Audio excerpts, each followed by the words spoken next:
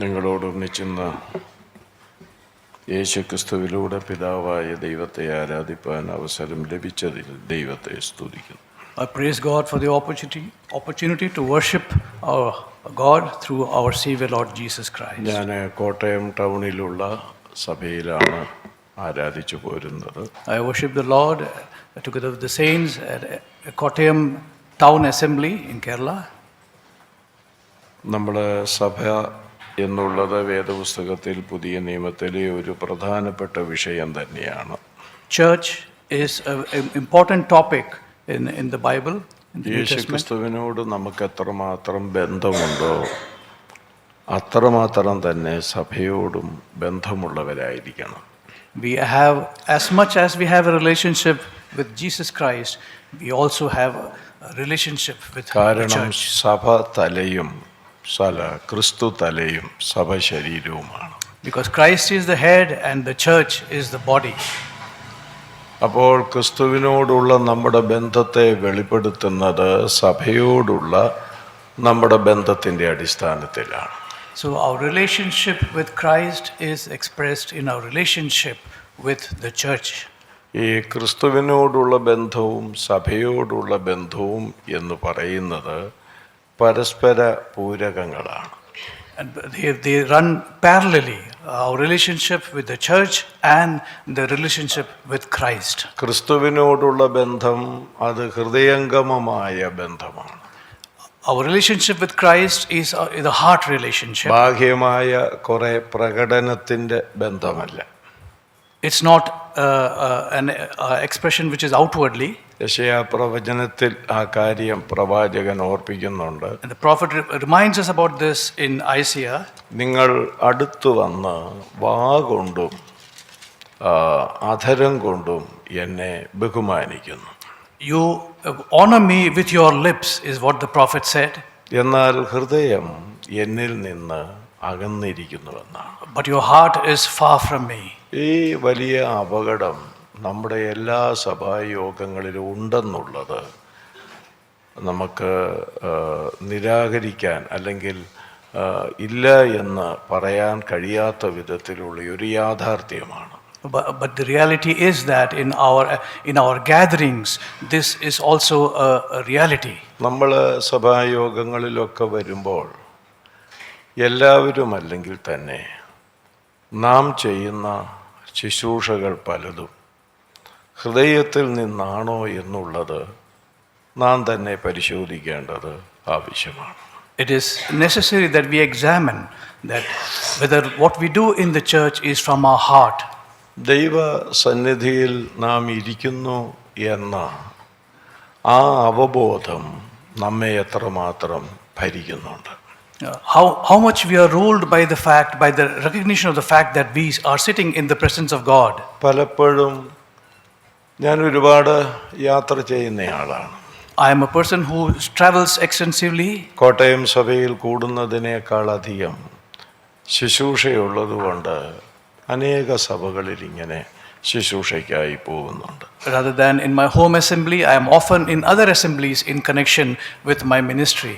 അവിടെയൊക്കെ എനിക്ക് വളരെ സങ്കടം ഉളവാക്കുന്ന ഒരു വലിയ സത്യം ദൈവസന്നിധിയെ അലക്ഷ്യമാക്കുന്നുണ്ട് എന്നെനിക്ക് മനസ്സിലാക്കാൻ കഴിഞ്ഞിട്ടുണ്ട്. And I have often seen a very sad situation that there is disregard for the presence of God.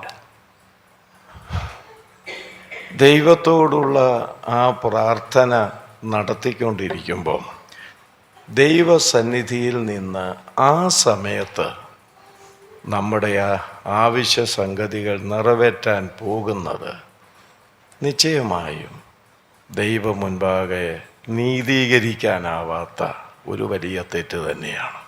When we are praying to God and at that time when we go about our normal requirements or necessities, that is something which is not defensible. അതൊക്കെ നമ്മൾ സമുദായക്കാരെ കുറ്റം പറയാറുണ്ട്. പല കാര്യത്തിൽ അവരെയൊക്കെ മാതൃകയാക്കേണ്ടതാണ്. We often criticize other denominations, but we must realize that they are, in some matters, they are examples to us. അവരുടെ കുർബാന സമയങ്ങളിൽ അവരുടെ ശുശ്രൂഷ രംഗങ്ങളിൽ ആരും തന്നെ അലക്ഷ്യമായി നോഹയുടെ പെട്ടകത്തിലെ കാക്കയെ പോലെ ഹോളിൽ വന്നും പോയും ഇരിക്കുന്നത് നമുക്ക് കാണാൻ കഴിയില്ല.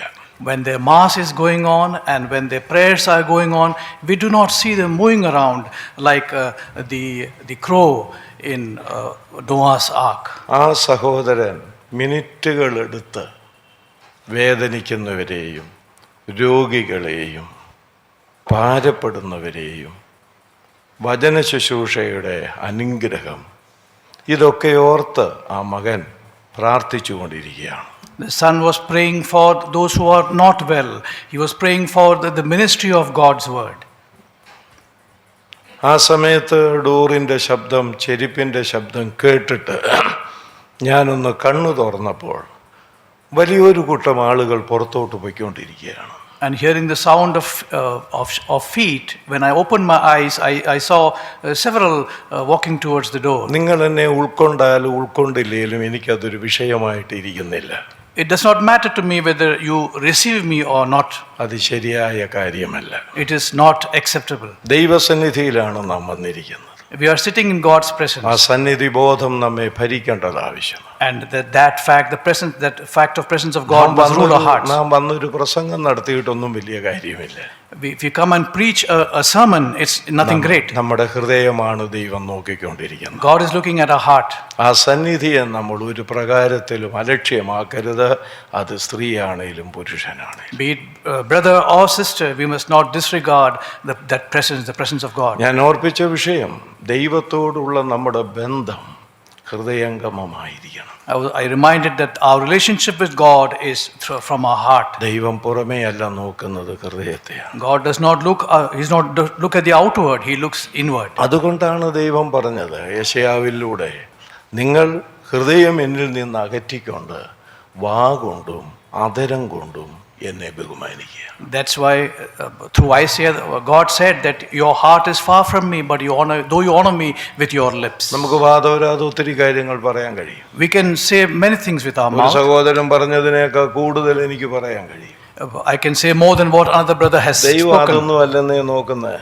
That is not what God looks at. ദൈവവും ഭാഗം നമ്മുടെ ഹൃദയത്തിന്റെ നില അവിടുന്ന് നോക്കി. What is the status of our heart is what God sees. ഞാൻ ആ കാര്യം ഓർപ്പിച്ചു. അത് ഒരു ബ്രദറൻ സഭകളിൽ പൊക്കൊണ്ടിരിക്കുന്ന ഒരു പൊതു ശുശ്രൂഷകൻ എന്ന നിലയിൽ ഞാനത് ഓർപ്പിച്ചു എന്ന് മാത്രമേ ഉള്ളൂ. I just mentioned it because there is something which is prevalent in brethren assemblies. നിങ്ങൾക്കൊക്കെ അത് അംഗീകരിക്കുകയോ അംഗീകരിക്കാതിരിക്കുകയോ ചെയ്യും. You may or may not accept what I'm saying. പക്ഷെ പുറമേ നിന്ന് വരുന്നവരത് ശ്രദ്ധിക്കുമെന്നുള്ളത് നിങ്ങളുടെ മനസ്സിലുണ്ടായിരിക്കണം. But you need to remember that those who come from outside do notice these things. കർത്താവിനോടുള്ള ആ ഹൃദയംഗമമായ ബന്ധമാണ് സഭയോടും നമുക്കുണ്ടായിരിക്കേണ്ടത്. The heart relationship which we have with Christ is what we should have with the church also. നമ്മൾ ഈ സഭയെ നമ്മുടെ ആവശ്യങ്ങൾ നിറവേറ്റാനുള്ള ഒരു താവളമായി കാണാറുണ്ട്. We see the church as something for which will fulfill our needs. നമ്മുടെ പിള്ളേരുടെ കല്യാണം നടത്തണം, the marriage of our children, പിന്നെ ചത്താല് കുഴിച്ചിടണം, burial for a dead person. കാരണം ഈ രണ്ട് കാര്യങ്ങൾ കാണാ പൈസ നമുക്ക് ആർക്കും കൊടുക്കണ്ട. For this we do not need to spend any great amount of money. മറ്റു സമുദായത്തിലൊക്കെ ആണെങ്കിൽ ജനിക്കുന്നത് മുതൽ മരിച്ചു കഴിഞ്ഞിട്ടും അവിടെ കാശ് കൊടുത്തുകൊണ്ടിരിക്കണം. In other denominations, right from the birth and at death and even after that, money needs to be given. ഇവിടെ അതിൻ്റെ ഒന്നും ആവശ്യമില്ല നമ്മുടെ സഭകളിൽ. In our churches there is no need for that. അതുകൊണ്ട് നമ്മുടെ ഭൗതിക കാര്യങ്ങൾ നിറവേറ്റാൻ ഒരു താവളമായി നമ്മൾ സഭകളെ കണ്ടിരിക്കുകയാണ്. And we see the church as something through which all these needs can be met. സഭയെക്കുറിച്ച് നമുക്കൊരു കൺസേണും ഇല്ല. We don't have a concern for the church. ആര് വന്നാലും ഒന്നുമില്ല, ആര് വന്നില്ലേലും ഒന്നുമില്ല. Some may come and someone may not come, it does not concern us. അങ്ങനെയുള്ള ഒരുപാട് ആളുകൾ നമ്മുടെ ഇടയിലുണ്ട്. And there are so many people like that amidst us. ഇവിടെ വന്നവരാരും ഇങ്ങനൊന്നും പറഞ്ഞിട്ടില്ലല്ലോ. Those who come here have not said like this. ഞാൻ ഇങ്ങനൊക്കെ പറയുന്നയാളാ. But I am one who says എന്നാന്ന് ചോദിച്ചാൽ ഒരു വേദന. ഞാൻ ഒറ്റപ്പെട്ട് സമുദായത്തിൽ നിന്ന് വന്നയാളാ. I want to express an anguish. I have come from a denominational background. അവിടെ പോലും ഉള്ള പല കാര്യങ്ങൾ നമ്മുടെ ഇടയിൽ കാണാതെ വരുമ്പോൾ ഒരു വേദന വരാറുണ്ട്. I have anguish when I see some things which do not happen there but are happening amidst us. അതുകൊണ്ട് സഭയോട് നമുക്കൊരു കൺസേൺ ഉണ്ടായിരിക്കണം. And so we must have a concern for the church, ബന്ധമുണ്ടായിരിക്കണം. a relation. ഞാൻ എന്തിനാണ് സഭയുമായി ബന്ധപ്പെട്ട് നിൽക്കുന്നത്? Why am I standing in relationship with the ഞാൻ church? എന്തിനാണ് രക്ഷിക്കപ്പെട്ട് സ്നാനപ്പെട്ടത്?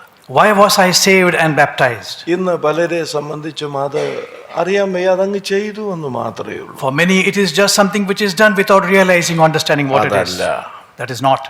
യേശുവിനോട് ഹൃദയംഗമമായി ഒരു ബന്ധമുണ്ടെങ്കിൽ നമുക്ക് സ്ഥലം സഭയോടും ആ ബന്ധമുണ്ടായിരിക്കും. If we have a heart relationship with Jesus Christ, we will also have a heart relationship with the church. ഒന്നാമത് സഭ എന്താണെന്ന് നമ്മൾ മനസ്സിലാക്കണം. Firstly, we must understand what is the church. ഞാൻ എല്ലായിടത്തും ചെല്ലുമ്പോൾ പറയുന്ന 2-3 കാര്യങ്ങളുണ്ട്. There are some things which I always mention, 2 or 3 things which I mention everywhere. അത് സഭയെ സംബന്ധിച്ച് പറഞ്ഞിരിക്കുന്ന 3 കാര്യങ്ങളാണ്. 3 things which has been mentioned regarding the church. ഞാൻ അത് ഇവിടെയും ഒന്ന് പറയാൻ പോവുക. I'm going to mention that. നമുക്ക് കുറെ കൂടെ സഭയുമായിട്ട് ഒരു ബന്ധം ഉണ്ടാകേണ്ടതിന് വേണ്ടി ഞാനത് പറയും. I'm saying this so that we will have a more relationship with the church. കൊരിന്ത്യർക്ക് എഴുതിയ 1 ലേഖനം 11 അധ്യായം 16 വാക്യം. 1 Corinthians chapter 11 and verse 16. അവിടെ സഭകളെ സ്ഥലം സഭകളെ കുറിച്ചാണ് പറയുന്നത്. അവിടെ പറയുന്നത് ദൈവ സഭകളെന്നാണ്. There it is mentioned as the churches of God. അപ്പം നമ്മുടെ സഭ ഏതാ? What is our church? ദൈവത്തിന്റെ സഭയാണ്. It is the church of God. അത് മനുഷ്യരുടെ സഭയല്ല. It is not the church of man. കുറഞ്ഞ പക്ഷം ആ ചിന്തയെങ്കിലും നമ്മുടെ ഹൃദയത്തിലേക്ക് വരുന്നുണ്ടെങ്കിൽ നമുക്ക് ആ സഭയോട്, നമ്മുടെ സ്ഥലം സഭയോട് നമുക്കൊരു വലിയ ബന്ധമുണ്ടായിരിക്കും. We will have a greater relationship with our church once we realize this, that this is the church of ഇവിടെ God. വന്നിരിക്കുന്ന യുവതിയുവാക്കളും സഹോദരീ സഹോദരന്മാരും കുഞ്ഞുങ്ങളും ഒക്കെ അത് കരുതിയിരിക്കണം. The youngsters, young brothers, and sisters, and the children all must consider this. ഞാനൊരു സാധാരണ സഭയിലല്ല കൂടി വരുന്നത്. We are not coming gathering in an ordinary assembly. മനുഷ്യന്റെ സഭയിലല്ല കൂടി. It is not a church of man. കൂടി വരുന്നത് ദൈവത്തിന്റെ സഭയിലാണ്. We are gathering in the church of God. രണ്ടാമത് സഭയെ സംബന്ധിച്ച് പറഞ്ഞിരിക്കുന്നത് Second thing which has been mentioned with regard to church of God, റോമാലേഖനം 16 അധ്യായം 16 വാക്യമാണ്. in Romans chapter 16 and verse 16 we read, അവിടെ എഴുതിയിരിക്കുന്നത് ക്രിസ്തുവിന്റെ സഭകൾ എന്നാണ്. and there it is written, the churches of Christ. നോക്കണം, നാം ഉൾപ്പെട്ട് നിൽക്കുന്ന സ്ഥലം സഭയുടെ ആ വില, ആ മഹാത്മ്യം, ആ ശ്രേഷ്ഠത അവിടെ നമുക്ക് കാണാം. We can see the value, the worth and the greatness of the church that we gather in. ക്രിസ്തുവിന്റെ സഭയാണ്. The church of Christ. അപ്പോൾ ഈ സഭ ആരുടേതാണ്? Then whose church is this? ക്രിസ്തുവിന്റെ സഭയാണ്. It is the church of Christ. ഇത് വല്ലപ്പോഴും ഒക്കെ ചിന്തിക്കുന്നുണ്ടോ? Do we think on these sometimes? ഞാൻ വന്നിരിക്കുന്ന ഈ സഭ ദൈവത്തിന്റെ സഭയാണ്, ക്രിസ്തുവിന്റെ സഭയാണ്. The church that I have come to is the church of God. It is the church of Christ. കൂടാതെ 1 കൊരിന്ത്യർ 14 അധ്യായം 36 വാക്യത്തിൽ In 1 Corinthians 14 and verse 36 we see, അവിടെ പറയുന്നത് വിശുദ്ധന്മാരുടെ സഭയെന്നാണ്. വിശുദ്ധന്മാരുടെ verse 36 വിശുദ്ധന്മാരുടെ സഭ. the church of the righteous. എൻ്റെ പൊന്നു സഹോദരന്മാരെ, ഞാൻ വളരെ ശാന്തമായിട്ടാണല്ലോ പറയുന്നത്. Brothers and sisters, I am speaking very mildly. ഞാൻ ഇങ്ങനെയല്ല പ്രസംഗിക്കുന്നതെന്നും നിങ്ങൾക്കറിയാം. And you know that this is not my normal style. എന്നാൽ എനിക്ക് ഈ ദിവസങ്ങളിൽ ഇങ്ങനെ ഇനിയും സഭകളെ പഠിപ്പിക്കണമെന്നുള്ള താല്പര്യമാണുള്ളത്. But now my desire is to teach the churches in this manner. വൈകിയാണെങ്കിലും എനിക്കൊരു കാര്യം ബോധ്യമായി, വലിയ ആവേശം കാണിച്ചിട്ട് കാര്യമൊന്നുമില്ല. Though late, I have realized that there is no much purpose is served by great passion. വേനൽ ഇറങ്ങി കഴിയുമ്പോൾ നല്ല പ്രസംഗമായിരുന്നെന്ന് പറയും. Yeah, if I speak with passion, they say it was a good message. ഈ നല്ല പ്രസംഗമായിരുന്നു എന്ന് കേൾക്കുന്നതിനേക്കാൾ ഉപരി ഇന്ന് കേട്ട വചനം എനിക്ക് ജീവിതത്തിൽ വലിയ വ്യത്യാസം ഉണ്ടാക്കി എന്ന് പറയുന്നതാണ് നല്ലത്. Rather than hearing, you spoke well, you gave a good message. I would like to hear that the word that you spoke today changed me. അതുകൊണ്ട് ഈ 3 കാര്യങ്ങൾ ഇന്ന് ഇതുവരെ മനസ്സിലാക്കാത്തവരൊന്ന് മനസ്സിലിട്ട് വീട്ടിലോട്ട് പോവാൻ. And so those who may not have understood or heard this before, please understand these 3 things which I just mentioned. പുരത്ത് നാം കൂടുന്ന ഈ സ്ഥലം സഭ അത് ദൈവത്തിന്റെ സഭയാണ്. This assembly in Arkepuram where we gather, it is the church of God. രണ്ടാമത് ക്രിസ്തുവിന്റെ സഭയാണ്. Secondly, it is the church of Christ. മൂന്നാമത് വിശുദ്ധന്മാരുടെ സഭയാണ്. Thirdly, it is the church of saints. ആ സഭയുമായിട്ടുള്ള നമ്മുടെ ബന്ധം, That the relationship with that church, കാര്യസാധ്യത്തിനായിട്ടുള്ള ബന്ധമാകരുത്. it should not become one of just meeting necessities. ചില ശുശ്രൂഷകൾ ചെയ്യുന്നതിലൂടെയുള്ള ബന്ധമാകരുത്. Not because of some ministries that we get an opportunity to അത് do. ഹൃദയത്തിന്റെ ആഴത്തിൽ നിന്നുള്ള ബന്ധമായിരിക്കണം. It must be a relationship emanating, arising from our deepest heart. അതാണ് ശരിയായി സഭയോടുള്ള ബന്ധം എന്ന് പറയുന്നത്. That is the right relationship with the church. അങ്ങനെയുള്ളവർ സ്ഥലം സഭയെ സംബന്ധിച്ച് മറ്റുള്ളവരോട് കുറ്റം പറയുകയില്ല. With regard to such a church, it will not blame others. സഭയെ ഇങ്ങനെ വീട്ടിൽ ചെന്ന് സഭയിലുള്ളവരെ, മൂപ്പന്മാരെ, സുവിശേഷകന്മാരെ, ഡീക്കൻസിനെ, പാട്ടുപാടുന്നവരെ, പ്രസംഗിക്കുന്നവരെ ഒക്കെ വീട്ടിൽ ചെന്ന് ഒരു ചർച്ചയുണ്ട്. There is often discussions which happen after they go home. People go home about the evangelists, about the elders, the deacons, the choir. ഈ ചർച്ച നടക്കുന്നത് തീന്മേശയ്ക്ക് ചുറ്റിലും ഇരിക്കുമ്പോഴാണ്. Dining ടേബിളിലാണ് തീന്മേശ. Often this discussion happens around the dining table. അവിടെ അപ്പനുണ്ട്, അമ്മയുണ്ട്, മക്കളുണ്ട്. The father is there, the mother is there, the children are there. Apna പതുക്കെ തുടങ്ങുന്നത്. The father quietly starts this. ഇന്ന് വന്ന ആ മൂപ്പനിരുന്ന ഇരിപ്പ് കണ്ടില്ലേ? Did you see the way the elders sat today? ആ പാട്ട് പാടിയത് കണ്ടില്ലേ? Did you see that the way the song was sung? 2-3 എഴുന്നേറ്റ് വചനധ്യാനം നടത്തിയത് കേട്ടില്ലേ? Did you hear the ministry, the exhortations that were given by 2 or 3? ഇന്നത്തെ പ്രസംഗം കേട്ടായിരുന്നു. Did you hear today's message? ഇന്നെന്താണേലും അത് പറയുമെന്ന് എനിക്കറിയാം. And I knew the preacher was going to say that today. ഇന്നത്തെ പ്രസംഗം കേട്ടില്ലേ? Did you hear the message today? നമ്മൾ ആൾക്കാരെ ഇട്ടുകൊണ്ട് ചീനച്ചട്ടിയിലിട്ട് വറുത്തുകൊണ്ടിരിക്കുകയാണ്. We are in sort of frying people in the frying pan. നല്ലതല്ല. That is not good. നമ്മുടെ കുഞ്ഞുങ്ങൾ ദൈവകൃപയിൽ വന്ന് ക്രിസ്തുവിനോടും സഭയോടും ബന്ധപ്പെട്ട് പോകേണ്ടതാണെന്നുള്ള ഭാരത്തിൽ വേണം കുഞ്ഞുങ്ങൾ ഇരിക്കുമ്പോൾ പറയേണ്ടതേ പറയാവൂ, പറയാൻ പാടില്ലാത്തത് പറയരുത്. When we sit especially in the presence of our children, knowing that they need to grow in the grace of God, we should be careful of what we say and what we do not say. അതുകൊണ്ട് സഭയോടുള്ള ബന്ധം ഹൃദയംഗമമാകട്ടെ.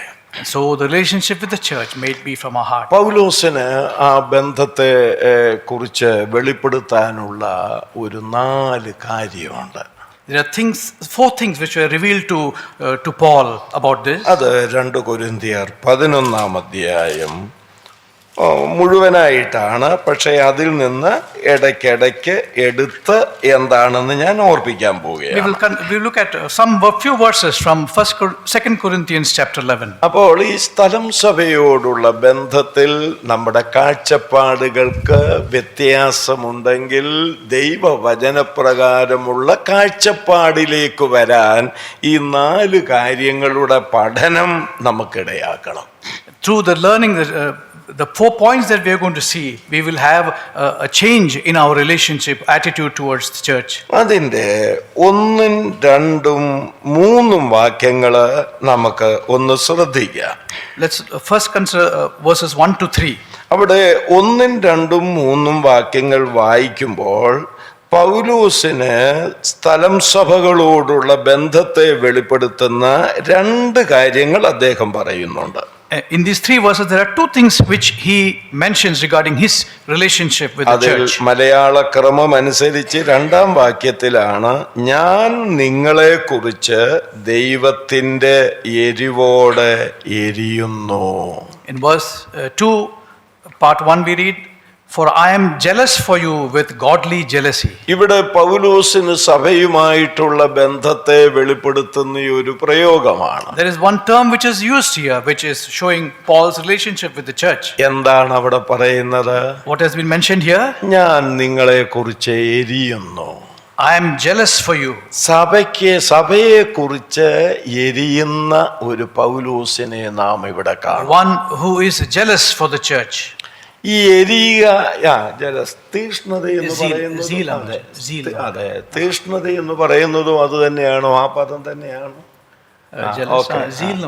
Okay, അതിനെ തീഷ്ണത എന്ന് ചില വ്യാഖ്യാനത്തിലുണ്ട്. We can also mention it as zeal. അപ്പോൾ ദൈവത്തിന്റെ എരിവോട് ഞാൻ എരിയുന്നു എന്ന് പറഞ്ഞാൽ അർത്ഥം എന്നാ?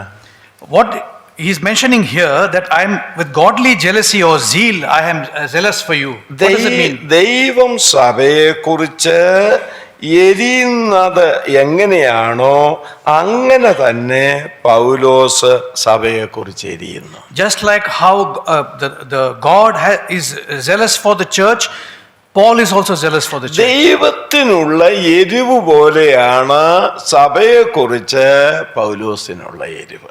Paul's zealousness for the church is just like God's zealousness for the church. ഈ എരിവ് നമുക്കുണ്ടോ? Do we have this zeal? എരിവുണ്ടോ എന്ന് ഞാൻ ചോദിച്ചില്ല. I'm not saying but that whether you have jealousy. അത് നമുക്ക് ധാരാളമുണ്ട്.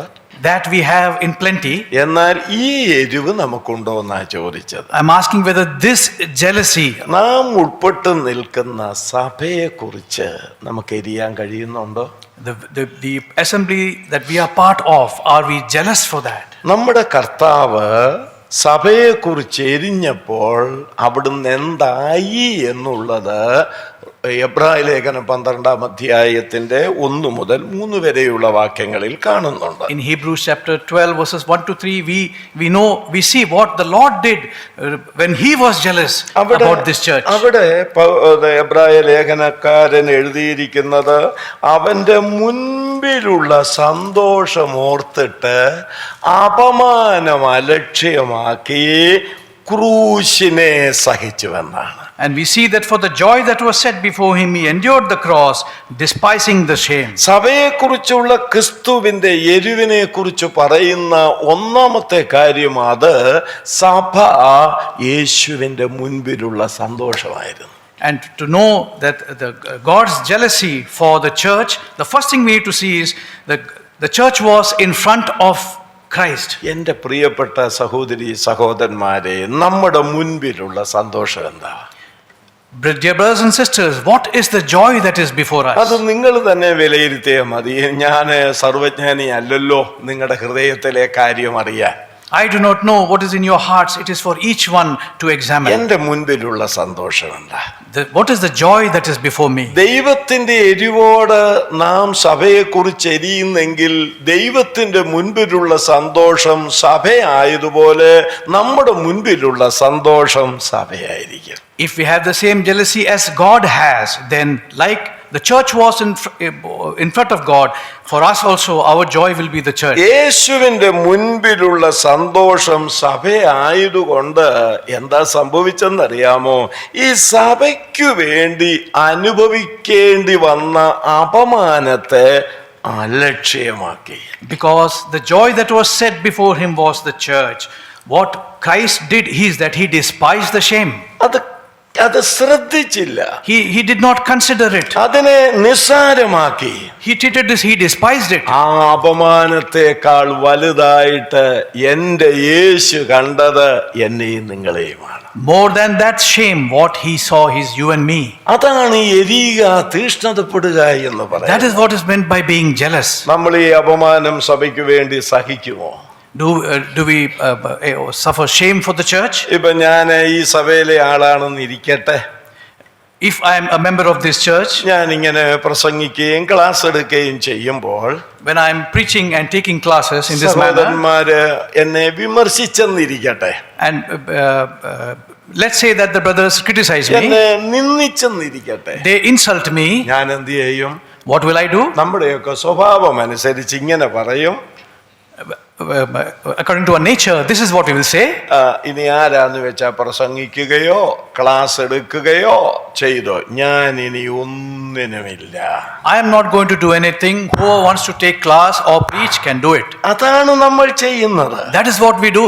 എന്റെ ദൈവമേ, നമ്മുടെ യേശു നോക്കി അപമാനം ഇതാ ഇവിടെ ഇരിക്കുന്നു, സഭ ഇതാ ഇവിടെ ഇരിക്കുന്നു, അപമാനത്തിന്റെ ആ അമ്പ് ഹൃദയത്തിൽ വന്നു തകർക്കുന്നു, ഹൃദയം തകരപ്പെടുന്നു. അത് യേശു തൂത്ത് കളഞ്ഞേച്ച് മുൻപിൽ കണ്ട സന്തോഷത്തെ വാരി പുണർന്നു. When Christ saw, on one side he saw the shame, on the other side he saw the church, and what did he do? He left aside this shame, he discarded this shame, and he accepted the church. രണ്ടാമത് പറഞ്ഞു ക്രൂശിനെ സഹിച്ചു. And then it is mentioned he endured the cross. നമുക്ക് ക്രൂശിന്റെ അനുഭവമൊക്കെ വരും. We also have experiences of the അത് cross. കഷ്ടതയുടെ ഒരു ചിത്രമായിട്ടിരിക്കുന്നു. It is a picture of suffering. തന്നെയല്ല, മരണത്തിന്റെയും ഒരു പ്രതീകമാണ് ക്രൂശ്. It is also a picture of death. ഞാനൊരു കാര്യം പറയട്ടെ സഹോദരങ്ങളെ, May I say something, brothers and സഭയെ sisters? ഓർത്തുള്ള സന്തോഷത്താൽ സഭയ്ക്ക് വേണ്ടി കഷ്ടവും അനുഭവിക്കും, വേണ്ടി വന്നാൽ ജീവനെ വെച്ചു കൊടുക്കുകയും ചെയ്യും. To have a relationship with the church, I'm ready to suffer and also to die. അതാണ് എരിയ എന്ന് പറയുന്നത്. That is what is meant by jealous. ഈ ഒരവസ്ഥ നമുക്കുണ്ട്. Do we have this same feeling? ശനിയാഴ്ച രാത്രിയിൽ ഒരു ചെറിയമായിട്ടൊന്ന് തുമ്മിയാൽ മതി. In the Saturday evening, if you have a little sneeze, ചെറിയൊരു മൂക്കിൽ നിന്ന് ഒരു വെള്ളം ഡിസ്ചാർജ് ചെയ്തു, and we have a running nose, നാളെ യോഗത്തിനില്ല. that for the Sunday the meeting he will not be there. ഇത് ചിലപ്പോൾ കോവിഡ് ആകാൻ സാധ്യതയുണ്ട്. Perhaps it is COVID, പോകുന്നില്ല. so I'm not going. അച്ഛൻ എന്തിയെ? Where is the master of the house? അച്ഛനെ സുഖമില്ല. He is not well. പിറ്റേ ദിവസം രാവിലെ കാണാൻ അച്ഛൻ വണ്ടി ഓടിച്ച് ഓഫീസിൽ പോകുന്നു. And then on Monday he can be seen going to office driving the vehicle. നിങ്ങൾ ചിന്തിക്കണം, ദൈവത്തിന്റെ കാര്യമല്ലേ ഇങ്ങനെ നമ്മൾ മാറ്റിവെക്കുന്നുള്ളൂ? Isn't it the things of God that we are setting aside? ഈ സഭയുടെ കാര്യമല്ലേ ഇങ്ങനൊക്കെ നമ്മൾ മാറ്റിവെക്കുകയുള്ളൂ? Only the things regarding the church we keep aside. സഭയുടെ ബൈബിൾ ക്ലാസ് ആഴ്ചയിലുണ്ട്. There is a Bible class during the week. അപ്പോൾ സഹോദരന്മാർ പറയും, ആരെയും വിളിക്കും, ഹലോ ഇന്ന് ബൈബിൾ ക്ലാസ് ഉണ്ട് കേട്ടോ. And the brothers calls up and says, today there is a Bible class. അപ്പോൾ മറുപടി ഇങ്ങനെയാണ്, And this is the reply. കഴിഞ്ഞ ആഴ്ചയിലെ ഞാൻ തീരുമാനിച്ചതാ വരണമെന്ന്. Last week itself I had decided I must come. പക്ഷെ എന്തോ ചെയ്യാൻ ഒരു അത്യാവശ്യമുണ്ട്. What to do? Urgent thing has come up. ഒരു കാര്യം ചെയ്യാൻ, Let's do one thing. നിങ്ങൾ എല്ലാവരും കൂടെ All of you all gather. ബ്രദറെ, ഞങ്ങളുടെ വീട്ടിലെ ഈ ആഴ്ചത്തെ വീട്ടു പ്രാർത്ഥന. Brother, the prayer is weekly prayer is in our house. അയ്യോ, നിങ്ങളുടെ വീട്ടിൽ വരാൻ എന്നെ താല്പര്യമാണ്. Oh, I desired a lot to come to your house. പക്ഷെ എന്തോ ചെയ്യാനാ, വരാൻ പറ്റുന്നില്ല. But what to do? I'm unable to come. ഒരു കാര്യം ചെയ്യേ, Do one thing, please. നിങ്ങൾ എല്ലാവരും കൂടെ All of you, please ഈ gather. പുള്ളി ഇതെല്ലാവർക്കും കൊടുക്കുക. He is giving things to people. നല്ല മനസ്സാണ്. He's got a good mind. ക്ലാസ്സിന് നിങ്ങൾ എല്ലാവരും കൂടെ, The Bible class, all of you come cottage together. മീറ്റിങ്ങിന് നിങ്ങൾ എല്ലാവരും കൂടെ, For cottage meeting, all of you will gather പ്രാർത്ഥന together. യോഗത്തിന് നിങ്ങൾ എല്ലാവരും കൂടെ. For prayer also, all of you gather together. സഹോദരന്മാരെ, എന്റെ കയ്യിൽ ഒരു 50 ലക്ഷം രൂപയുണ്ട്. Brother, if I have 50 lakhs with me, എനിക്കത് വഹിച്ചുകൊണ്ട് നടക്കാൻ പറ്റുന്നില്ല. I'm not able to carry it, bear it. അത് നിങ്ങൾ എല്ലാവരും കൂടെ എടുത്തോ. All of you please take it. അത് പറയുമോ? Will we say that? ആത്മീയ കാര്യം വരുമ്പോ When spiritual things come, നമ്മൾ എല്ലാവർക്കും കൊടുക്കുക. we give it away. ഇന്നത് നിർത്തിയാൽ ദൈവം നിങ്ങളിൽ പ്രസാദിക്കും. If we stop that today, God will be pleased with us. ദൈവത്തിന്റെ എരിവോടെരിയ. May we be jealous with the jealousy that God has. Galatia ലേഖനം 4:18 ഇത് സംബന്ധിച്ച് പൗലോസ് ഒരു കാര്യം പറയും. In Galatians chapter 4 and 18, Paul tells us, അവിടെ എഴുതിയിരിക്കുന്നത് ഇങ്ങനെയാണ്, that's what is written here. നിങ്ങൾ എല്ലായ്പ്പോഴും നല്ല കാര്യത്തിന് എരിവ് കാണിക്കണമെന്ന. But it is good to be zealous in a good thing always. കണ്ടില്ലേ, ചുമ്മാ ഒന്ന് പടരാത്ത മഷിയാണ് ഒന്ന് വരയിട്ടു, നല്ലതാ. Sorry. ഇത് പറയണമെന്നില്ല. ഈ നല്ല കാര്യത്തിന് നിങ്ങൾ എരിവ് കാണിക്കാൻ. Be zealous for a good thing always. സഭയുടെ വളർച്ചയ്ക്ക് എരിവ് കാണിക്കണം. So be zealous for the growth of the church. സഭ കർത്താവിനെ സ്നേഹിച്ചു നിൽക്കുന്നതിന് എരിവ് കാണിക്കണം. So that the church stands loving God, we must be zealous. സഭയുടെ നിലനിൽപ്പിനു വേണ്ടി എരിവ് കാണിക്കണം. We must be zealous for the church to be stable. ചില ആളുകളുണ്ട്, Some people, അവര് യോഗത്തിന് വരണമെങ്കിൽ അവർക്ക് പ്രസംഗിക്കാൻ കൊടുക്കണം. if they come for a meeting, they have to be given the opportunity to preach. പ്രസംഗിക്കാൻ കൊടുക്കുന്ന ദിവസം അവര് സമയത്തിന് മുൻപ് വന്ന് ഹാജർ പ്രസൻസ് ആർ എന്ന് പറഞ്ഞ് അവിടെ ഇരിക്കും. And the day they are given for preaching, that day they will come before the meeting starts. സഭയോട് ഹൃദയംഗമമായി ബന്ധമില്ലാത്ത നിന്റെ പ്രസംഗം ആർക്കാ വേണ്ടത്? What is the use of a sermon which is given, where there is no heartfelt relationship with the church? യേശുവിന്റെ മനോഭാവത്തോടും യേശുവിന്റെ എരിവോടും കൂടെ സഭയെക്കുറിച്ച് എരിയാത്തതും ആ നല്ല മനോഭാവവും ഇല്ലാത്തവരുടെ പ്രസംഗം സഭയ്ക്ക് ഒരു ഗുണവും ചെയ്യുകയില്ല. If the sermon is coming from one who is not jealous with the jealousy that Christ has for the church, that preaching is not beneficial for the church. ദൈവം സഭയെക്കുറിച്ച് എരിയുന്നത് പോലെ മക്കളെ, സഹോദരങ്ങളെ, യുവാക്കളെ നമുക്ക് എരിയാം. So may we also be zealous for the church, just like how God is zealous for the church. രണ്ടാമത്, Secondly, പൗലോസ് സഭയോടുള്ള തന്റെ ബന്ധത്തെ വെളിപ്പെടുത്തുന്ന മറ്റൊരു കാര്യം another way in which Paul is expressing his relationship with the church. മലയാളത്തിൽ 3-ാം വാക്യത്തിലാണ്. It's in 3rd verse of 1 Corinthians chapter 11. 2 Corinthians chapter 11. അവിടെ പറയുന്നത്, ഞാൻ നിങ്ങളെ ഓർത്ത് ഭയപ്പെടുന്നു. And here ഞാൻ we read, ഭയപ്പെടുന്നു. but I fear. അപ്പോൾ പൗലോസും സഭയും തമ്മിലുള്ള ബന്ധത്തിൽ രണ്ടാമത് പറയുന്നത് സഭയെ ഓർത്ത് ഭയപ്പെടുക The ചെയ്യുന്നു. second thing is Paul is mentioning in relation to his relationship with the church is that I fear. ഇവിടെ ഭയപ്പെടുവാനുള്ള കാര്യം എന്താ? What is the reason for his നിങ്ങൾ fear? ആ 3-ാം വാക്യം ഒന്ന് നോക്കിയേ. മലയാളമാണ് ഞാൻ ഈ പറയുന്നത്. We'll read verse 3. 2-3 വാക്യങ്ങളിലാണ്. In verses 2 and 3, ഞാൻ ക്രിസ്തു എന്ന ഏക പുരുഷനെ നിർമ്മല കന്യകയായി ഏൽപ്പിപ്പാൻ നിങ്ങളെ വിവാഹ നിശ്ചയം in ചെയ്തിരിക്കുന്നു. verse 2, last part we read, for I have betrothed you to one husband, that I may present you as a chaste virgin to Christ. ആ വിവാഹ നിശ്ചയം ചെയ്തു എന്നുള്ളതല്ല പൗലോസിനെ ഭയപ്പെടുത്തുന്നത്. It is not the fact that there has been a betrothal which is പിന്നെന്താ ഭയപ്പെടുത്തുന്നത്?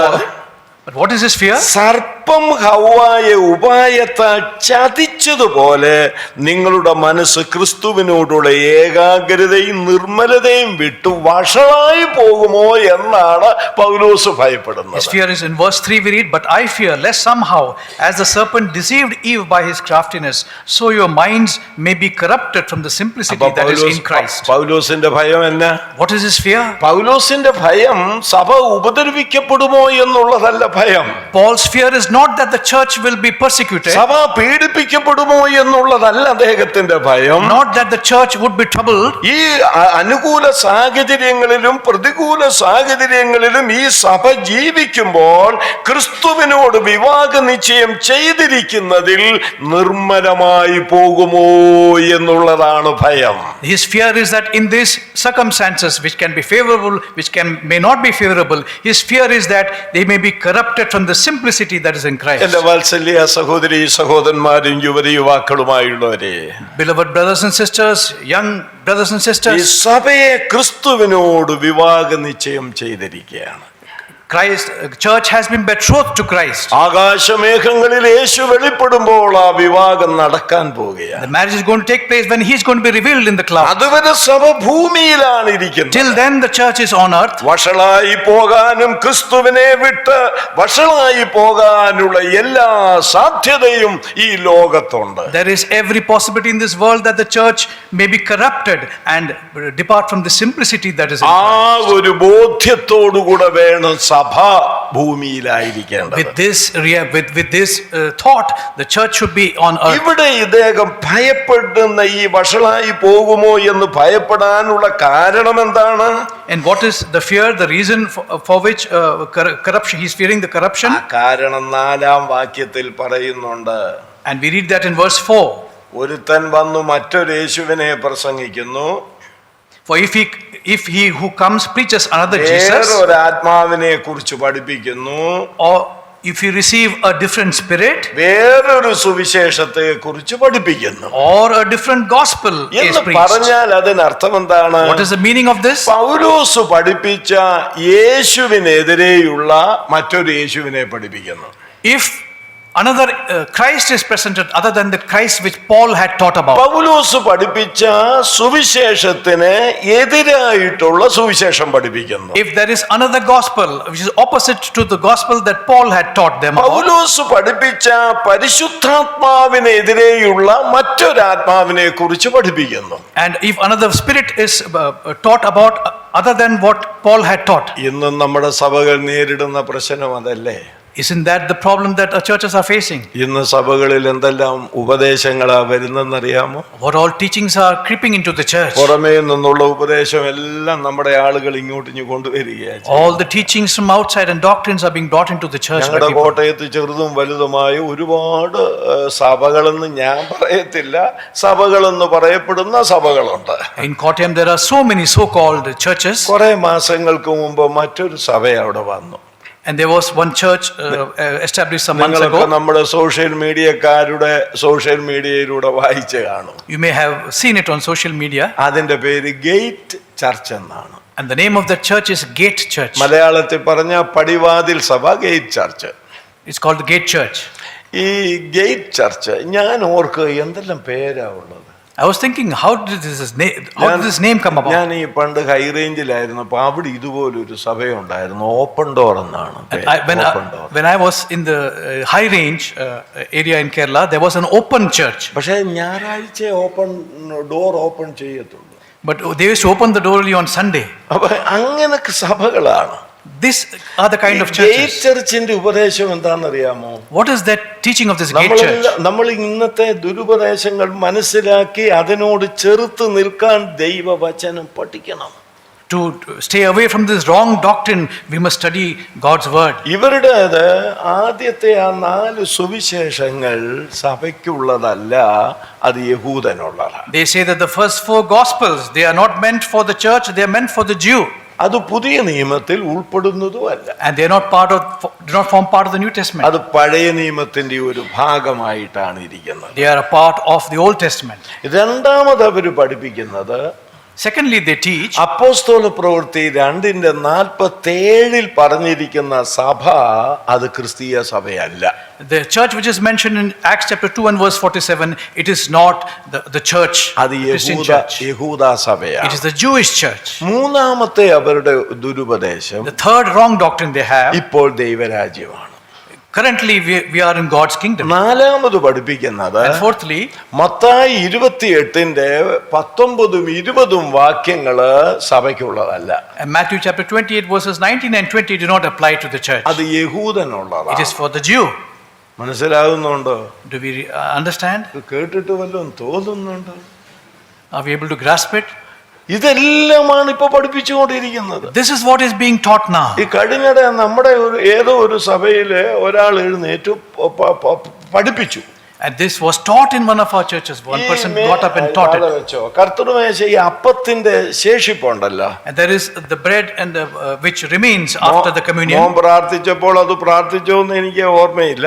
പല സഭകളിലും കേരളത്തില് പ്രാർത്ഥിക്കുമ്പോൾ പറയും, കർത്താവേ ഇനി മേശയിലേക്ക് നോക്കുമ്പോൾ അതിനകത്ത് ശേഷിപ്പ് കാണുന്നുണ്ടോ?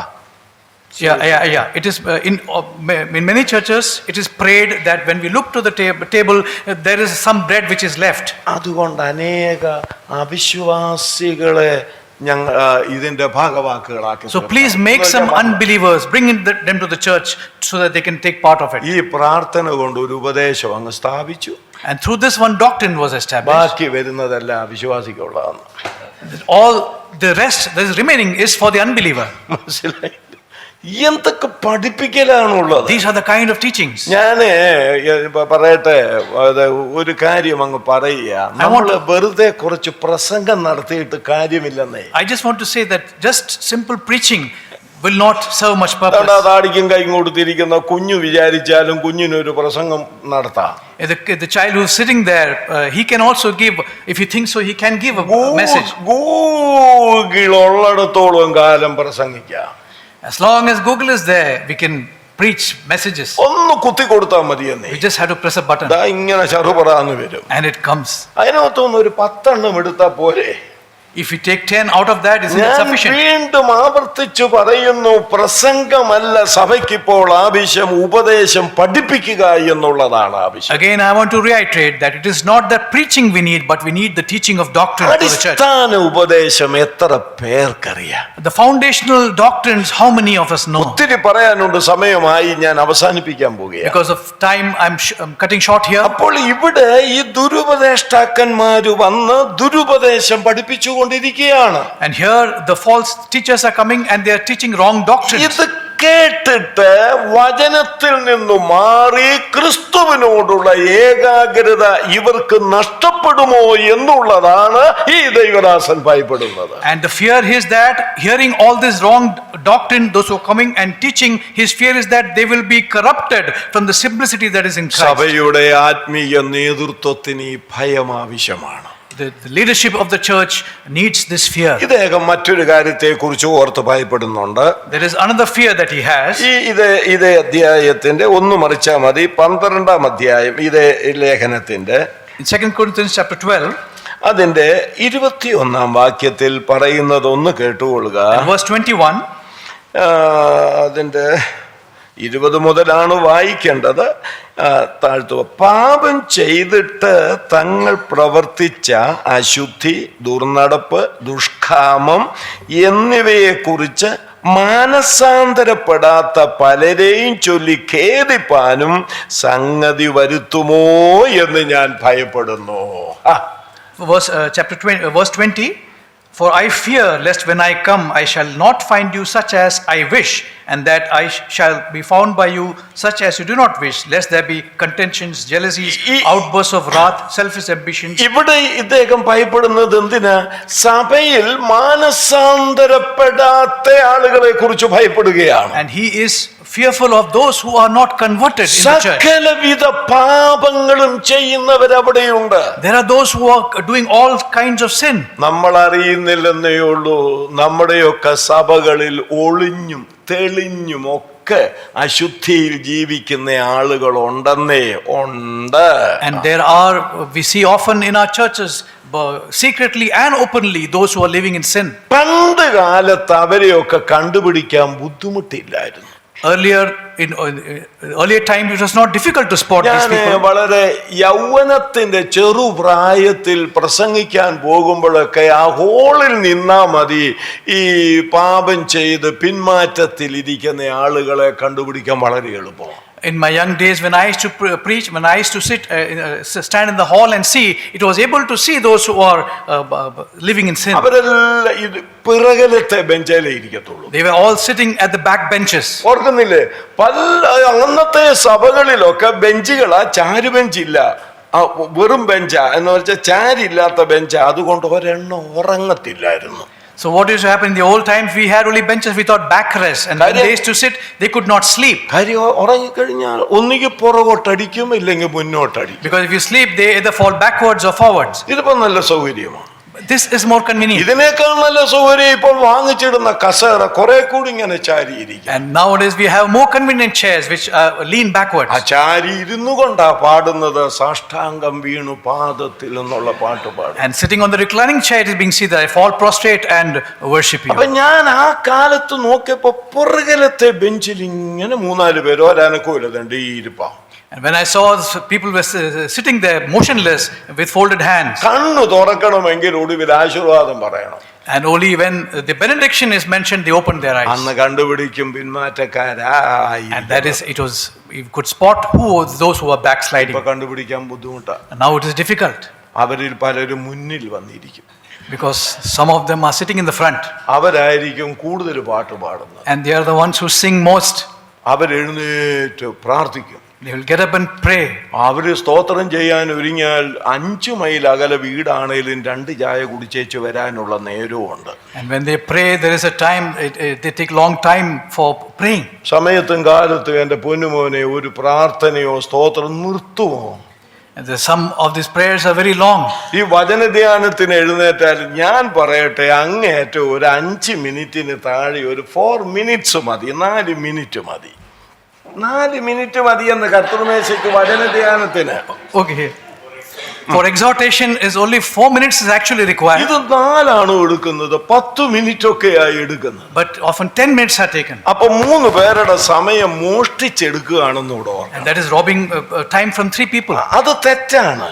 That is wrong. നമുക്കുള്ള അറിവെല്ലാം കൂടെ പകരാനുള്ള സമയമല്ല കർത്തൃമേശയുടെ മുൻപിൽ നാം ചെയ്യുന്ന ധ്യാനം, മെഡിറ്റേഷൻ എന്ന് പറയുന്നത്. Meditation that we do in front of the Lord's table is not to express our നമ്മുടെ knowledge. ബ്രദറുകാർക്കെല്ലാം ഉള്ള ഒരു സോക്കേടാ.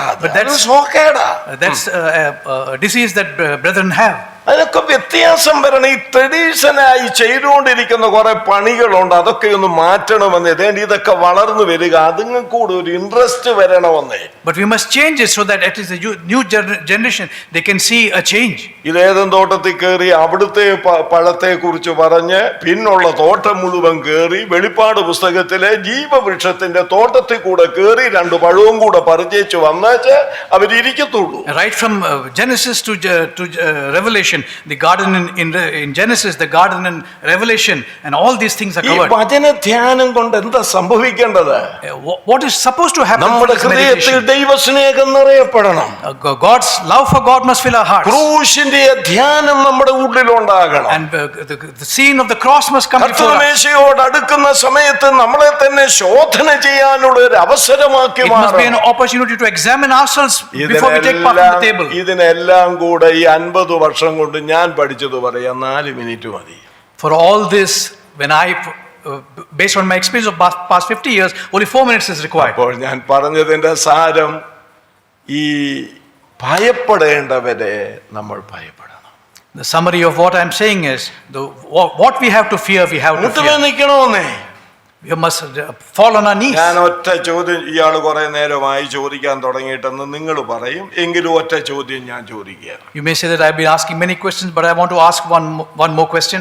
ഈ വിശുദ്ധന്മാരെ ഇവിടെ കൂടി വരുന്ന എത്ര പേരുണ്ടെന്ന് എനിക്കറിയാൻ വയ്യ, എത്ര പേരും ആകട്ടെ, ഈ വിശുദ്ധന്മാരുടെയൊക്കെ പേര് പറഞ്ഞ് പ്രാർത്ഥിക്കുന്ന എത്ര സഹോദരങ്ങൾ ഇവിടെ ഇരിപ്പുണ്ട്? I don't know all those who are coming here, but how many of us mention the names of all the saints who are here and pray for them? എത്ര വ്യക്തികൾ ഈ സഭയുടെ അംഗങ്ങളായിട്ടുണ്ടെന്ന് നിങ്ങളിൽ എത്ര പേർക്ക് പറയാൻ പറ്റും? How many of us can say how many people are there in this church? അതുകൊണ്ട് ആ കുഞ്ഞിന്റെ പേരറിയാവുന്ന എത്ര പേര് ഇവിടെ ഇരിപ്പുണ്ട്? How many of us know the name of the child sitting there? ഇവിടെ ഇരിക്കുന്ന കുഞ്ഞുങ്ങളുടെ പേരറിയാവുന്ന എത്ര പേര് ഇവിടെ ഇരിപ്പുണ്ട്? How many of us know the name of the child sitting here? ഞാൻ അനേക സഭകളിൽ മനസ്സിലാക്കിയിട്ടുണ്ട് സഹോദരന്മാരെ. I have realized one thing from many churches. ഓരോ വീടെടുത്ത് അപ്പൻ, അമ്മ, കുഞ്ഞുങ്ങൾ പേര് പറഞ്ഞ് പ്രാർത്ഥിക്കുന്ന എൽഡേഴ്സ് ഉള്ള സഭകളെ എനിക്കറിയാം. And I know of churches with elders where they take the name of the family, the father, the mother, the children, and pray. ഉപദേശത്തിലോ ജീവിതത്തിലോ ഞാൻ ഉൾപ്പെട്ട് നിൽക്കുന്ന സഭ തെറ്റിപ്പോകാനിട വരരുതേ എന്നുള്ള ഭയം പൗലോസിനെ പോലെ നമുക്കുണ്ടാകണം. Just like Paul, we must have the fear that in teaching, in doctrine, the church that I am part of must not fall into. മൂന്നാമത് പൗലോസിനുള്ള ബന്ധം 7-ാം വാക്യമാണ്. Thirdly, we see the relationship in verse number 7. അവിടെ എഴുതിയിരിക്കുന്നത് എല്ലാം ഞാൻ വായിക്കുന്നില്ല. നിങ്ങൾ ഉയരേണ്ടതിന് എന്നെ തന്നെ താഴ്ത്തുകയാൽ പാപം ചെയ്തുവോ? ഞാൻ പെട്ടെന്ന് Verse 7. Did I commit sin in humbling myself that you might be exalted? അപ്പോൾ ഈ സഭയുമായിട്ടുള്ള പൗലോസിന്റെ മൂന്നാമത്തെ ബന്ധം സഭയ്ക്കു വേണ്ടി തന്നെത്താൻ താഴ്ത്തുന്ന പൗലോസ്. The third thing that we see in relationship with Paul and the church is that Paul who humbled himself for the church. നമുക്ക് ഏറ്റവും ബുദ്ധിമുട്ടുള്ള കാര്യമാണ്. This is the most difficult thing for us. ഇല്ലേ? ഒന്ന് ക്ഷമയോദിച്ചാൽ മതി, പ്രശ്നം പരിഹരിക്കപ്പെടും. If we just ask forgiveness once, the things will be resolved. ഇല്ലെങ്കിൽ ആ സഹോദരൻ ക്ഷമയോദിച്ച, അയ്യോ എന്റെ പൊന്നു ബ്രദറെ ഞാൻ എപ്പോഴേ ക്ഷമിച്ചു, സാരമില്ലെന്ന തോളയിൽ ഒരു തട്ട് തട്ടാനുള്ള മനസ്സ് നമുക്കില്ല. Or the mind that when a person comes and asks forgiveness, we say that, oh brother, I have forgiven you long ago. ചില ആളുകൾ വലിയ അഭിമാനത്തോട് പറയാറുണ്ട്. And some people say with great pride, ഞാൻ ഇതുവരെ ഒറ്റ ഒരുത്തനോട് ക്ഷമയോദിച്ചിട്ടില്ല. I have never asked forgiveness from anybody in my life. ഇങ്ങനെ പറയുന്നവർക്ക് സ്വർഗത്തിൽ ചെല്ലുമ്പോൾ യേശു അടുക്ക വിളിച്ചിട്ട് പറയും, മോൻ ഇങ്ങോട്ട് വാ, ഒരു കിരീടം തരാനുണ്ടെന്ന് പറയും. To such, the Lord, when they reach heaven, the Lord is going to say, son, come closer, I have a crown for you. നീ ഭൂമി വെച്ച് ആരോടും ക്ഷമയോദിച്ചിട്ടില്ലല്ലോ. You didn't ask forgiveness from anybody while on earth? ഇല്ല. No. എന്നാൽ ഈ തങ്ക കിരീടം നിന്റെ തലയിലിരിക്കട്ടെ. Then let this golden crown sit on your head. അങ്ങനെ ചെയ്യുമോ? Will he do like that? വീട്ടിൽ ക്ഷമയോദിക്കേണ്ടതിന് വീട്ടിൽ ക്ഷമയോദിക്കണം. If forgiveness has to be asked in the house, it must be done there. ഭാര്യയോടാ ചോദിക്കേണ്ടി വന്നാൽ ഒരു കുഴപ്പവുമില്ല, ഭാര്യയോട് ചോദിക്കണം. If it is to the wife that it is to be asked, there's no problem, it must be asked. അത് പറഞ്ഞപ്പോൾ ആ സൈഡിൽ ചിലർക്ക് ഒരു ചിരിയും സന്തോഷവും വന്നിട്ടുണ്ട്. I know that this side is happy and smiling when they heard this. അതുപോലെ തന്നെ ഭർത്താവിനോട് ക്ഷമയോദിക്കേണ്ടതാണെങ്കിൽ ഭർത്താവിനോട് ക്ഷമയോദിക്കണമെന്നേ. Similarly, if there is a forgiveness to be sought from the husband, it must be sought. നാം ഒന്ന് താഴുന്നത് പറയട്ടെ, നാം ഒന്ന് താഴുന്നത്, സ്തോത്രം, കുടുംബത്തിനും സഭയ്ക്കും അത് ആരോഗ്യമാണെന്ന് പലരും മനസ്സിലാക്കിയിട്ടില്ല പ്രിയപ്പെട്ടവരെ. Many have not realized that if we humble ourselves for family and for church, it is a strength. ഈ മനുഷ്യൻ പറഞ്ഞത് എന്താ കേട്ടില്ലേ? നിങ്ങൾ ഉയരണം. What does this man say? That you must be exalted. നിങ്ങൾ ഉയരണമെന്നാണ് എന്റെ ആഗ്രഹം. My desire is that you must be exalted. ഞാൻ അതിന് എന്നെ തന്നെ അങ്ങ് താഴ്ത്തുകയാണ്. And for that I am humbling myself. ഞാൻ രണ്ട് വാക്യം ഓർപ്പിച്ച് അതും അങ്ങ് മാറ്റുക. I'm moving to my next point. എഫേസ്യ ലേഖനം 3:8 Ephesians chapter 3 and verse 8 we read. അദ്ദേഹം പറയുന്നത് എന്താണെന്നറിയാമോ? What did he say here? ഞാൻ സകല വിശുദ്ധന്മാരിലും ചെറിയവനെന്ന. അയ്യോ എന്തൊരു വചനമാണ്! ഞാൻ സകല വിശുദ്ധന്മാരിലും ചെറിയവൻ. എഫേസ്യർ 3:8. Yeah, he says here that Ephesians chapter 3 and verse 8, I am least of all. നമുക്ക് പറയാൻ പറ്റുമോ? നിങ്ങൾ പറ. Can we say that? ഞാൻ സകല വിശുദ്ധന്മാരിലും ചെറിയവൻ. He says, I am least of all the saints. ഇതേ പൗലോസ് 1 കൊരിന്ത്യർ 15:9 വാക്യത്തിൽ പറയുന്നത്. The same Paul in 1 Corinthians 15 and verse 9 ഞാൻ says, അപ്പോസ്തലന്മാരിൽ ഏറ്റവും ചെറിയവൻ. I am the least of the apostles.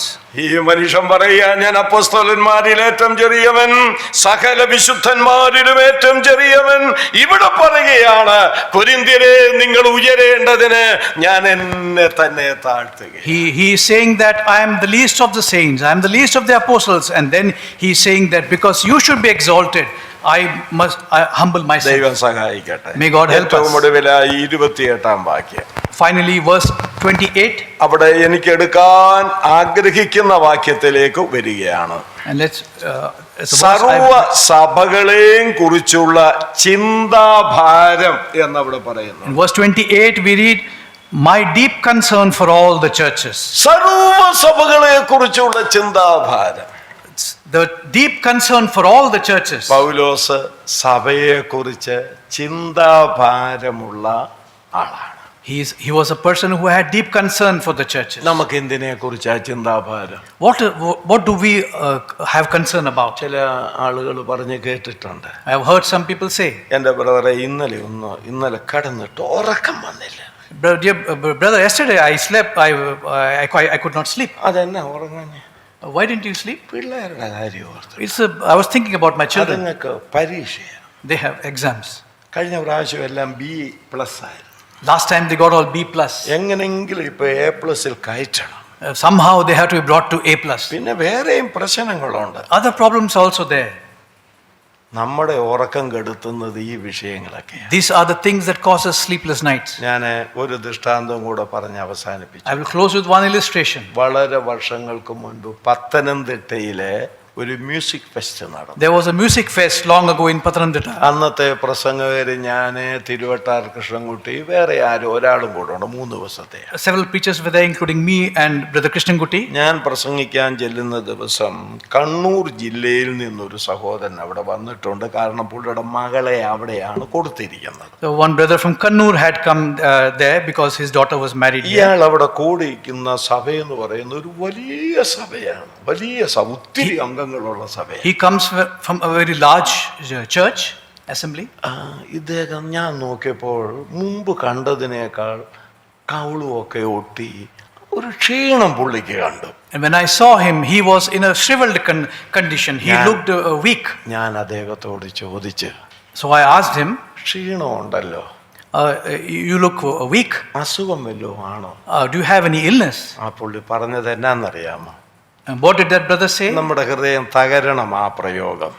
Our hearts must melt when we hear that. അദ്ദേഹം പറയുകയാണ്, He said, ബ്രദറെ, ദൈവകൃപയാൽ അസുഖങ്ങളൊന്നുമില്ല. Dear brother, by God's grace, I do not have any illness. ഇപ്പോൾ ഇങ്ങനെ ഇരിക്കുന്നത് സഭയ്ക്കു വേണ്ടി ഇങ്ങനെ ഇരുന്നേ. I am in this condition because of the church. സഭയ്ക്ക് വേണ്ടി ഞാൻ ഇങ്ങനെയായി. Because of the church, I have become like that. അങ്ങനെയുമുള്ള ആളുകൾ നമ്മുടെ ഇടയിൽ ഉണ്ടെന്ന് മനസ്സിലായോ? Do you realize that there are such people also amidst സഭയ്ക്ക് us? വേണ്ടി എൻ്റെ ആരോഗ്യം ക്ഷയിച്ചു. For the church, I lost my സഭയ്ക്ക് health. വേണ്ടി എൻ്റെ ഉറക്കം നഷ്ടപ്പെട്ടു. For the church, I have spent sleepless സഭയ്ക്ക് nights. വേണ്ടി ഞാൻ വിശന്നു. I go hungry because of my സഭയ്ക്ക് church. വേണ്ടി ഞാൻ ദാഹിച്ചു. I thirst because of my church. സഭയ്ക്ക് വേണ്ടി ഞാൻ കഷ്ടപ്പെട്ടു, നഷ്ടപ്പെട്ടു. I have suffered loss and I suffer because of my church. അതാണ് വിശ്വാസി എന്ന് പറയുന്നത്. That is a believer. അതാണ് ഒരു ആത്മീയ നേതാവ് എന്ന് പറയുന്നത്. That is a spiritual leader. ദൈവം വിശേഷാൽ സഹായിക്കട്ടെ. May God help us. നമുക്ക് സഭകളെ കുറിച്ചുള്ള ചിന്താഭാരം, We need to be concerned about ഈ churches. സഭയെ കുറിച്ച് ചിന്താഭാരം വേണം. About this church, we must be concerned. നമുക്ക് ദൈവം സഹായിക്കട്ടെ. May God help us. 4 കാര്യം ഞാൻ ഓർപ്പിച്ചു. I reminded 4 things. സഭയ്ക്ക് വേണ്ടി എരിയുന്ന പൗലോസ്, Paul, who was jealous for the church. സഭയെ ഓർത്ത് ഭയപ്പെടുന്ന The Paulose, one who feared for the church. സഭയെ ഉയർത്താൻ തന്നെ താൻ താഴ്ത്തുന്ന The Paulose, one who humbled himself so that the church may be raised. സഭയെ കുറിച്ച് ചിന്താഭാരമുള്ള പൗലോസ്. The one who had deep concern for the കർത്താവ് church. നമ്മെ സഹായിക്കട്ടെ. May God help ഒരു us. വലിയ വഴിത്തിരിവാകട്ടെ നമുക്ക് ഈ സന്ദേശം. May this be a turning point അത് for us. ഏറ്റെടുത്തുകൊണ്ട് മുന്നോട്ട് പോകാം. And may we proceed like this. Translate ചെയ്തതിന് നന്ദി അറിയിക്കുന്നു. Thank you. സ്തോത്രം.